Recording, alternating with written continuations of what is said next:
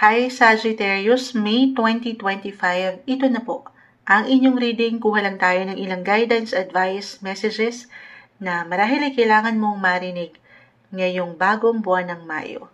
Sagittarius, will be straightforward po.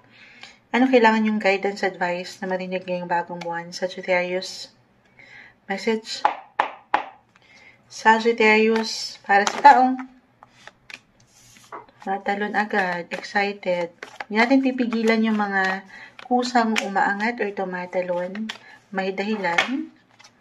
Sagittarius, advice para sa'yo. Para sa taong maring makapakinig ngayon, Sagittarius, kamusta ka? Guidance para sa'yo. Okay. Kumpul sila, hindi natin ito pipigilan. Seven of Swords, the Hangman. So, isahin natin. Tayo po ay live na live sa ating YT. Four of Cups, the Magician. Ang dami. Page of Wands, the Emperor, the Eight of Pentacles, Ten of Swords, the King of Wands. Sagittarius. Dito na natin ilagay. Okay.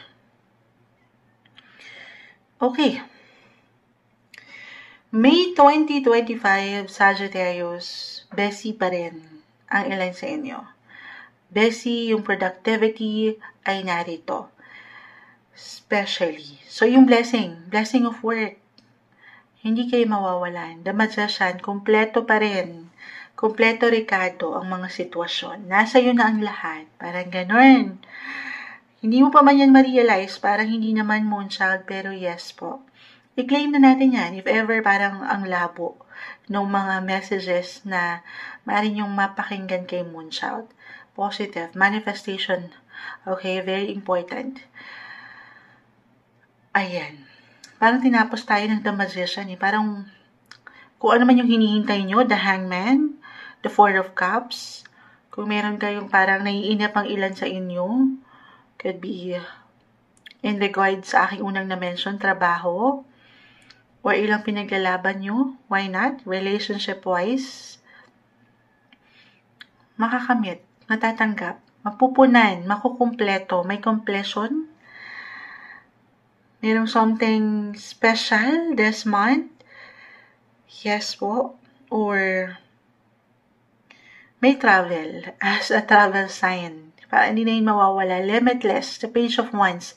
Yun lang, this one is in reverse. Baka dito kayo mainip. Para sa ilang explorer, adventurer na nakikinig na Sagi ngayon. Kasi nga po, yung productivity, may pagka-busy sa work, maaaring higit kayong kailanganin ng inyong mga boss or ng inyong mga kliyente. Hanapin kayo ngayon na ang ganda.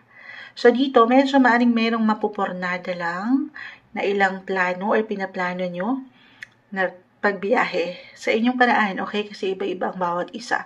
O yung mga hilig nyo. Hindi nyo na yon harapin, pero maaaring hindi nyo lang maharap agad. Kasi nga po, maaring mapaangat nyo yung kung ano yung importante ngayon. Yung priority muna ngayon. Okay? So, more on Bessie, ang takbo ng Mayo. Kaya maaring maging, yung pakiramdam nyo ay parang ang bilis lang matatapos nito. Kasi nga, ang daming ganap. Okay? Na maraming pwede rin maghanap sa inyo. Kaya yung higit na hanapin or kakailanganin, especially someone older, or it could be your boss, as I've mentioned, a mentor, guardian, kasi nga, kompleto kayo eh. So, kayo yung magpupunan ng ilang kakulangan marahil sa ibang tao. Okay? If this is about money, halimbawa lang po, merong manghihiram, okay? Or merong someone na mangangailangan. At kayo yung nandyan. Okay? Pinapaalalahanan kayo ng barahan na hindi naman sa sabi kasi ni Moonchild ayan, magpahiram. Hindi. Depende yan. Siyempre, ito yung pagninilay-nilayan. Depende sa gaano ba, kahit pare-pareho kayo ng sign Sagittarius, mas practical tayo, magkakaiba po ang bawat isa. Okay? Other messages, yung blessing of work na na-mention ko, kasi hindi kayo mawawalan, ansyan, patuloy. Siyempre, kaakibat ng trabaho ay pera. Money opportunity or work opportunity, positive possibilities. Pagdating sa buhay, trabaho guys, na ang ganda.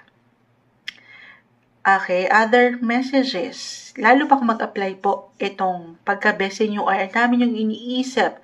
Kahit para sa ilan, moonchild, nasa bahay lang ako, self-employed or andito ako, housewife, maaring maramdaman nyo na higit kayong hanapin ng ilang tao sa inyong buhay. Kasi nga, alam nila yung kakayanan nyo, yung inyong natural na abilidad, kayo yung nandyan. Okay? Sa ilang hindi kagaanan, andyan ang isang Sagittarius. Ito yung maaaring isa sa mission or umangat na mission nyo ngayong buwan.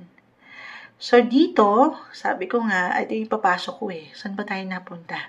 Kung mag-apply man yung pagiging busy and productive, the 10 of Swords po ay narito.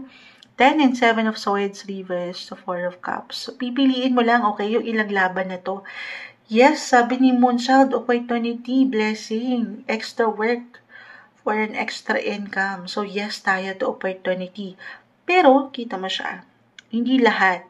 Well, kasi nga, aangat yung nandyan yung pagiging kayo. Yung pagiging mapagbigay nyo or yung on the go, yung aura nyo. Pero hindi lahat, okay? Kumbaga, it's okay to say no. It's okay to say no, Sagittarius. Lalo pa kung alam mong hindi mo magagampanan. Kasi syempre, halimbawa if this is an extra work na po, if ever, merong extra project, ganyan. So, maganda. Pero, papakiramdaman mo, kaya ba ng schedule or kaya ba ng yung katawan? So, sa part na yan, kayo pong higit na makapagpapasya. Syempre pa, if there is something extra work, of course, meron din po yung kaakibat na extra responsibility. So, pag ninilay-nilayan, very important na hindi go ng go. Pag-aaralan kung kinakailangan pa nga. Okay, other messages, alalayan lang din ang inyong mga sarili na mention ko na katawan. Physically, mentally, emotionally, hindi po isang medical advisor ang Moonchild. Yes, kompleto kayo. Nasa inyo na ang lahat ng rekado sa menudo. Menudo na naman si Moonchild. Nagugutom na naman. Hindi. Pero syempre, tao lang tayo. Napapagod din. Baka hindi nyo masyadong napapakiramdaman na ang inyong mga katawan kasi sa dami ng isipin or ang daming pwedeng ihain sa inyo ng universe or ng inyong mga boss. Na ang ganda, yung blessing of work, yes, pero hinay lang din, hinay. Baka meron kayong nararamdaman na pala dyan, ibinabaliwala nyo na kasi sobrang busy. This is the month na more on self-care, self-love rin. Huwag mo rin kakalimutan ang ikaw. Okay? Well, ang mga Sagittarius, very optimistic sign. Hindi nyo pa man yan ma-realize. At yung energy ay nasa inyo. Para higit yung mapangalagaan, hindi lang ang mga, ilang obligasyon na ito sa trabaho, pamilya, relasyon. Pero yung kayo rin, sa inyong mga sarili. Okay? Or maybe advice lang din, to recharge your energy, pahinga lang din, sapat na pahinga pag may time. Ito yung umaangat na guidance, advice, messages para sa inyo ngayong bagong buwan ng May 2025, Sagittarius.